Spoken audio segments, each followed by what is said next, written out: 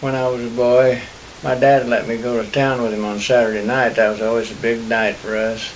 My dad, he would let me go up there, and Peanut Baker was my friend, and we'd run up and down the streets, you know.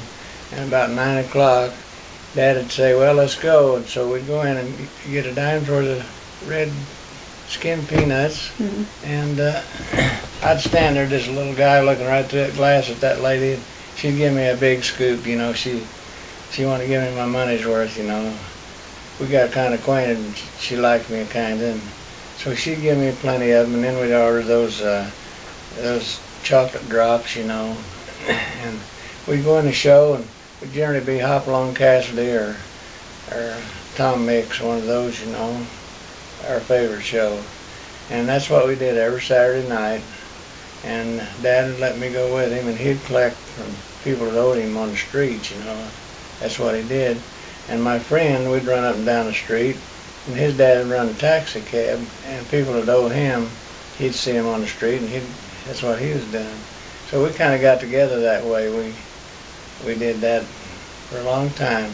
And incidentally, Peanut came out to see me the other day. He's 88 years old. Yeah.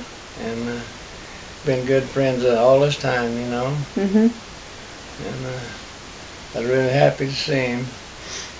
Actually, he's come out 2 or 3 times.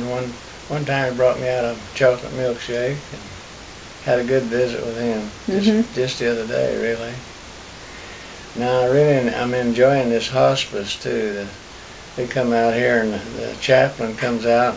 He generally reads me a chapter in a book, and it's explaining the Psalms, you know, one of the Psalms, and this author will explain the Psalms, and I can I can listen to that, and then he generally says a prayer. He don't stay very long, but he comes about twice a week, kind of breaks up the monotony, you know, just sitting here all the time.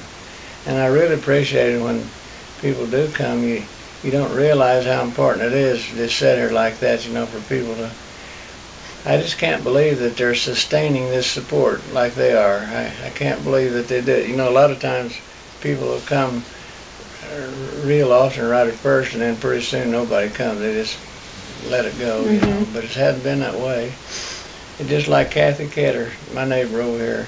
She called up and said she's going to bring me some soup. She did, and she brought me these magazines. And she sat and talked a long time, and said she'd be back, you know, later on.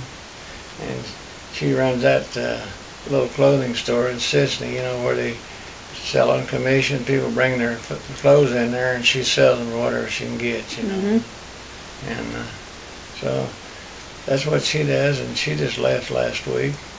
And then one of the hospice ladies just comes out, and she cut my hair, and it turns out she's a retired person that phone's ringing.